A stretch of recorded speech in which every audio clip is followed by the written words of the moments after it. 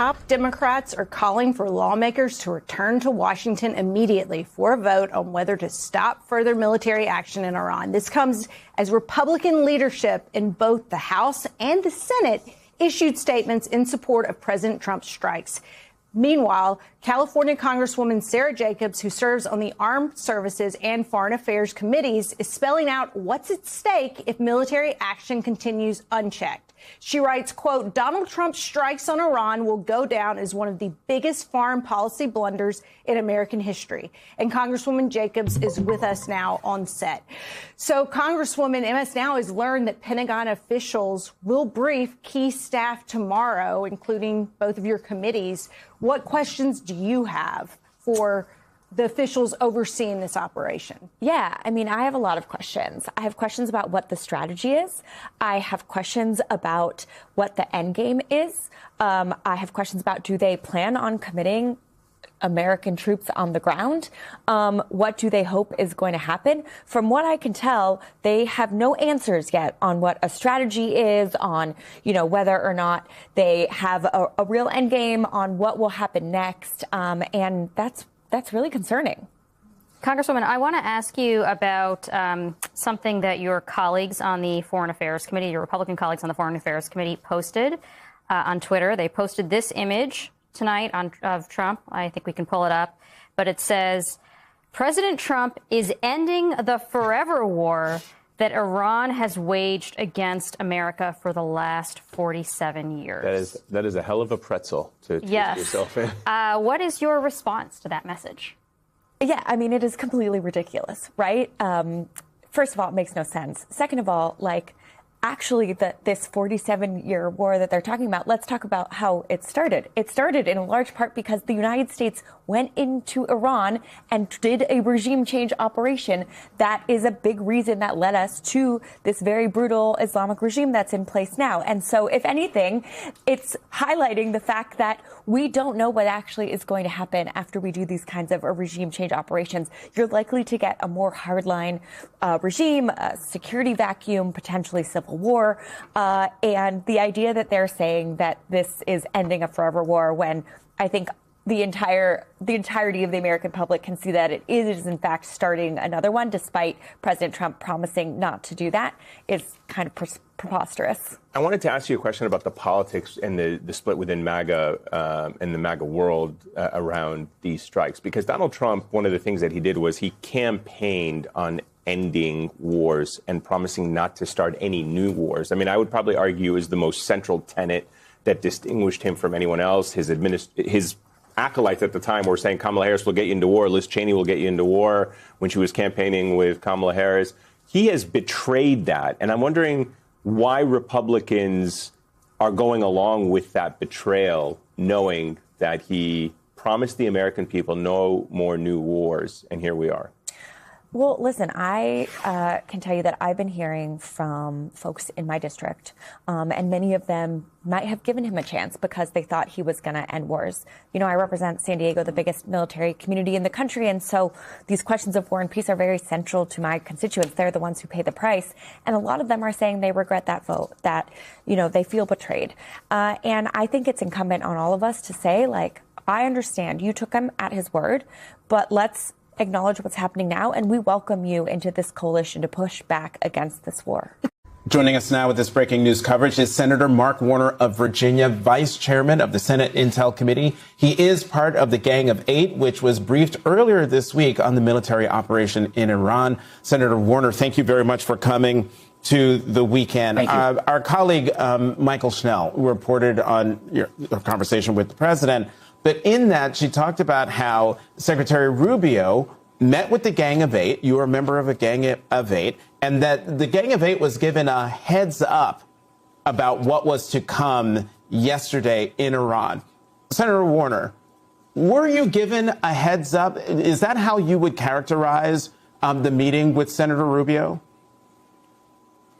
I would characterize the meetings as this was much better consultation than prior to the other Trump military actions where there was no consultation. I think we got a series of options. Much of the consultation was done before the president had made any final decision. And what I come back to is, the story of why now seems to keep changing. Early in the week, it seemed like this was an attempt to go after Iran's nuclear capabilities, which, by the way, the president had claimed had been obliterated 7 months ago when we took that strike. Obviously, they had not been obliterated. Then it moved into a discussion of Iran's ballistic missile capability that could strike our bases or Israel. And now it seems to have morphed into regime change. So all this means, in my mind, is that there was no imminent threat to America.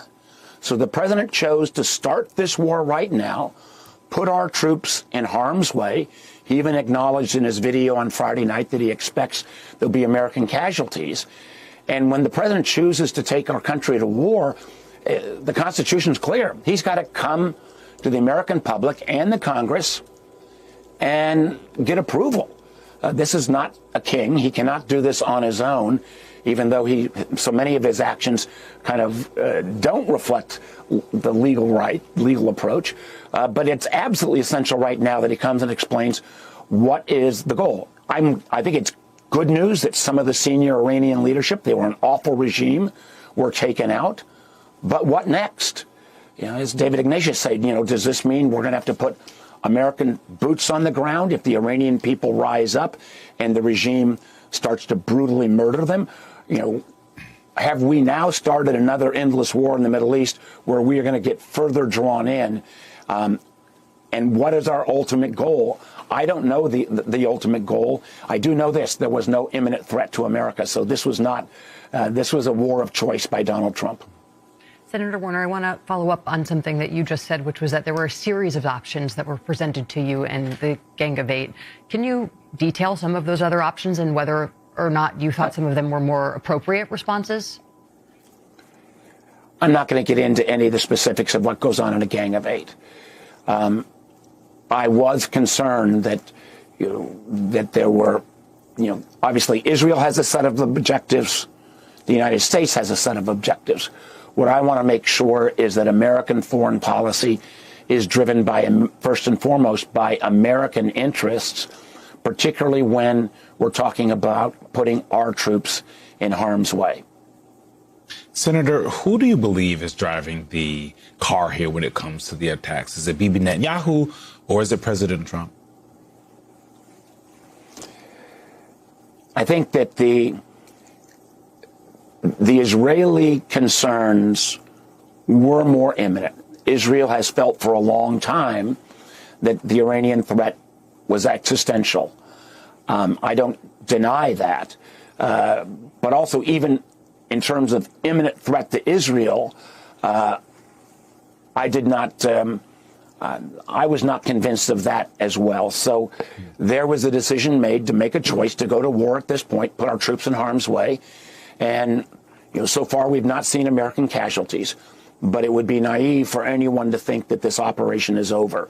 And ironically, if the president, when he made this promise to the Iranian people and drew his own red line, it was back in January when the Iranian people were on the streets protesting against this brutal regime. And ironically, if he had acted then, I'm not sure I would agree, but at least there was a case to be made of supporting the Iranian people. He couldn't act at that point because our military capabilities were stretched, because the aircraft carrier that would have been part of the action was off the coast of Venezuela. And the notion that of our allies who could have helped us in that venture in January, when we all saw the awful pictures of the Iranians brutally murdering their own people, our allies were distracted by Trump's own folly of going after Greenland. So the fact that I think the president somehow thinks all of these things happen in isolation when they are all obviously intertwined, and I fear the president has kind of thought, well, it was easy to do Maduro. It was easy to take the strike against Iran 7 months ago. So this will be easy. I hope the president's right, but I absolutely don't believe that is the expectation of most of the intelligence or military community, that this is not going to be easy when you take out some of the leadership. And the chances are pretty darn high that the people who replace the supreme leader may be even further to the right, more dangerous. Trump now seems to realize that he has taken on something bigger than his capacity. And this is not going to solve the problem.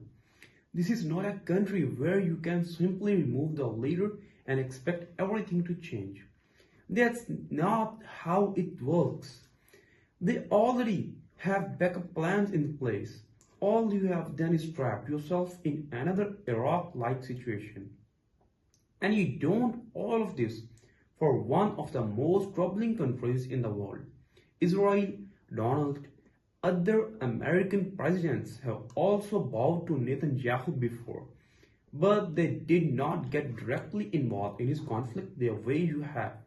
The political damage will fall on you, but the real price will be paid by the American people. And that is the most shameful and tragic part. 3 Americans have already lost their lives, and who knows how many more may have to. At the same time, countless innocent Iranian civilians will die as well. We saw that in one American strike, a school was hit and young girls lost their lives. All of this is happening because of Donald and Bibi. And even then, regime change will not happen. This is only dragging America into another long war. And this war is not popular in the United States. According to polls, the majority does not support this war. One poll even asked whether people support killing the Ayatollah. Obviously, he's not a good person, but even then, only a slight majority of about 9% supported it. This means that if he is that unpopular and Americans are still divided on such a step, then you have placed yourself in an unpopular war. People might support a single isolated action, but they will not support bombing schools or a long war, especially when 3 and possibly more Americans lose their lives simply because you want